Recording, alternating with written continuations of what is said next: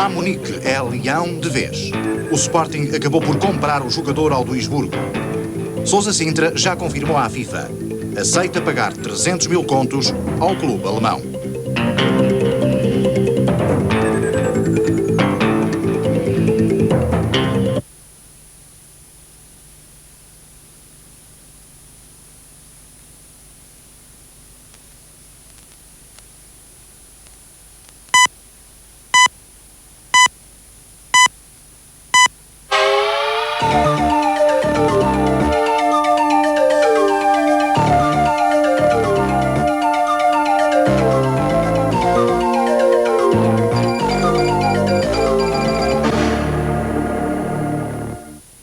Muito boa tarde. 2 horas produtivas. Foi como o ministro indonésio dos Negócios Estrangeiros e o chefe da resistência timorense no exterior classificaram o encontro desta noite. Uma conversa que Ali Alatas diz que serviu para marcar pontos de vista.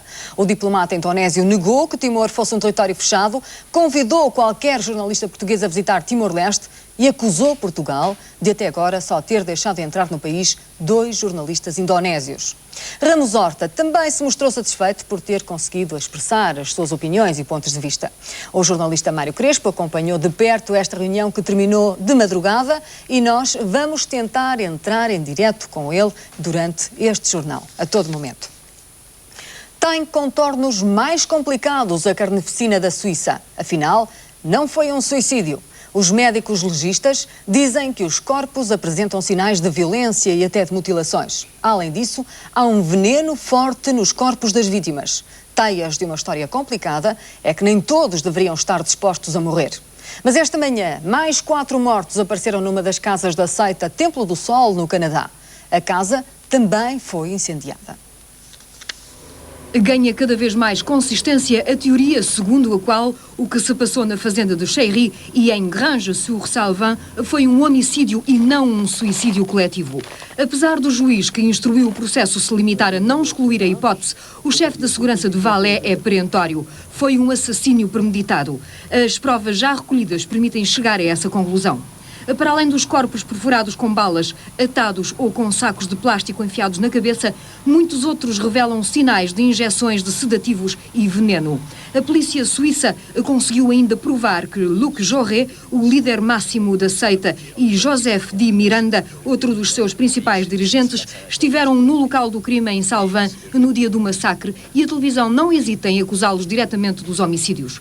Em Cheiry foram encontradas 3 espingardas, mas nenhuma delas foi a utilizada para disparar as 52 balas cujas cápsulas foram também encontradas no local.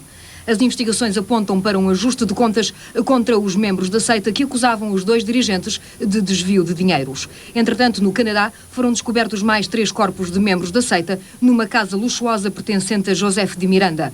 Um deles pertencia a um bebê com menos de 1 ano e os outros a um homem e a uma mulher, revelando ambos sinais de terem sido mutilados e abatidos. Perante esta situação, muitos outros membros da seita, tanto na Suíça como em França e no Canadá, estão em pânico e pediram já proteção às respectivas polícias. Terminou com a morte do assaltante, o sequestro ontem num banco alemão. Durante o dia, um homem entrou no edifício e fez 17 reféns sob a ameaça de armas de fogo e granadas. De noite, reteve os reféns até que decidiu libertar os últimos 4 às 7 horas da manhã de hoje. Pouco depois, ouviu-se uma explosão. A polícia diz que o homem se suicidou e garante que nenhum dos seus homens chegou a utilizar qualquer arma. A razão do sequestro era a exigência de $1,5 milhão de dólares e um veículo para a fuga. É a primeira notícia de uma síntese da atualidade internacional.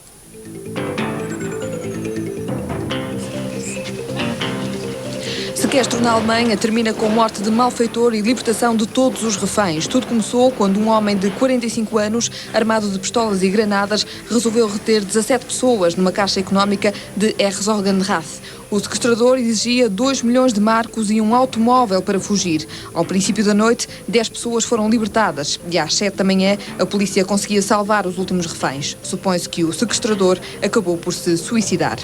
Na Bósnia, massacre de soldados sérvios deita por terra a vitória diplomática ontem anunciada. Ainda não estava terminada a primeira grande troca de prisioneiros entre as forças rivais, quando foram encontrados os corpos mutilados de 16 soldados e 4 enfermeiros sérvios. A Forpro-Nu ameaça ameaça agora empregar a força para obrigar os muçulmanos a retirarem da zona desmilitarizada. Nos Estados Unidos faz história o alegado apoio da CIA ao grupo paramilitar que serviu os generais golpistas no Haiti. O escândalo foi revelado pela revista Nation. Segundo o jornalista Alan Nair, o líder das FRAP, Emmanuel Constant, foi pago pelos serviços secretos americanos para fazer espionagem contra os apoiantes do presidente deposto Jean-Bertrand Aristide. Os contactos foram estabelecidos depois do golpe de 91 através do adido militar americano Coronel Patrick Collins. Tanto Constant como Collins negaram as acusações. A revista revela ainda que as FRAP são responsáveis pelos mais sangrentos crimes cometidos no Haiti. 14 anos e meio de prisão para uma rede de narcotraficantes de etnia cigana. O Tribunal de Coimbra condenou ontem 3 dos 6 arguidos por traficarem cocaína e heroína nos arredores de Coimbra e Miranda do Corvo.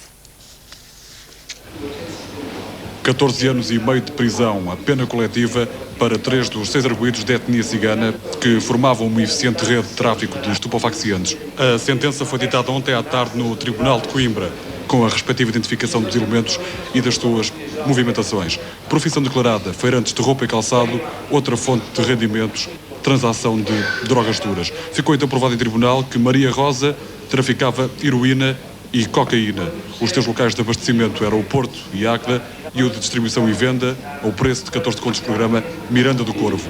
Maria Rosa foi condenada a 6 anos de prisão por crime de tráfico de estupefacientes e posse de objetos de ouro encontrados em casa pelos 3 agentes da Polícia Judiciária que desmantelaram esta rede de narcotraficantes. Diretamente colaborando com a arguida, que controlava, por assim dizer, todas as operações, foram também condenados Eurico Oliveira a 6 anos e meio de prisão por tráfico de heroína, posse de armas e munições, e Sérgio Cardoso, com 2 anos de cadeia pela frente. 2 extensões desta rede que desde o início do verão de 93 abasteciam de cocaína e heroína uma série de toxicodependentes nos arredores de Coimbra. Os restantes 3 elementos tiveram outra sorte. 2 arguidos, a Maria Teresa e o Manuel Pérez, foram absolvidos por não ter ficado provado e comprovado em tribunal uma implicação efetiva neste tráfico de drogas. O último dos 6 arguidos, que não quis ser filmado e que não permitiu que dele se falasse, apanhou 2 anos de pena suspensa. No final da longa leitura desta sentença, o desespero e a revolta dos condenados.